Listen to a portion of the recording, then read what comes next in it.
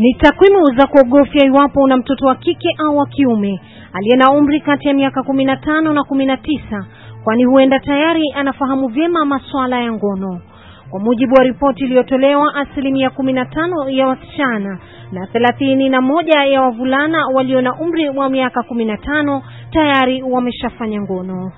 80% of young people in this survey expressed the intention to delay first sexual intercourse.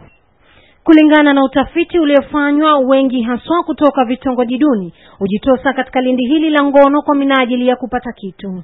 Unaweza pata mwingine anakupatia 50 bob, 20, mwingine sare anakutumia na kupatia do.